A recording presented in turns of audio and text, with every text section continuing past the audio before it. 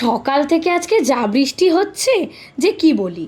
সেই বৃষ্টি দেখে তো বর আবার আবদার করে বসলো যে সে আজকে দুপুরে লাঞ্চে ভাত খাবে না, তাকে স্পেশাল কিছু বানিয়ে দিতে হবে। এবার বরের আবদার বলে কথা, সেটা ফেলেই বা দিই কী করে। কেননা আজকে একটু অন্য রকমভাবে চিকেন রান্না করা যাক।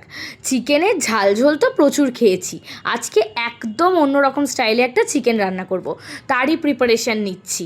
অন্যদিকে বরকেও জানিয়ে দিয়েছি আজকে একা একা রান্না করতে একদম পারবো না, তোমাকেও কিন্তু রান্নায় হেল্প করতে হবে।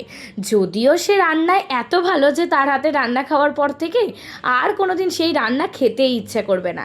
কিন্তু যাই হোক, রাঁধুনি হিসেবে সে খারাপ হলেও পার্টনার হিসেবে তো খারাপ নয়, তাই জন্য তাকেই সাথে নিয়েছি আমার রান্নার পার্টনার হিসেবে।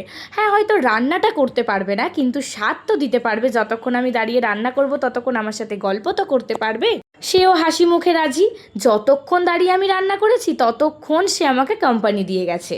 হাসি মজা নানা ধরনের গল্পগুজব এই নিয়েই চলছে আমাদের রান্না বান্না। সে তো কাজের জন্য ব্যস্তই থাকে, কিন্তু এক আধ দিন এসে যখন এইভাবে রান্নায় আমাকে স্বাদ দেয়, রান্না করার ইচ্ছেটা যেন আরও দ্বিগুণ হয়ে যায়। চিকেন তো হয়ে গেছে, এবার শুধু স্যালাড আর রুটিটুকুনি বানানোর পালা। আজকে তবে একটু আনহেলদি বানাচ্ছি, ময়দার রুটি। তবে তোমরা জানিয়ে যেও কিন্তু এই গোটা ভিডিওটা তোমাদের কেমন লাগলো। ভালো লাগলে লাইক করে অবশ্যই চ্যানেলটা সাবস্ক্রাইব করে দিও। টাটা।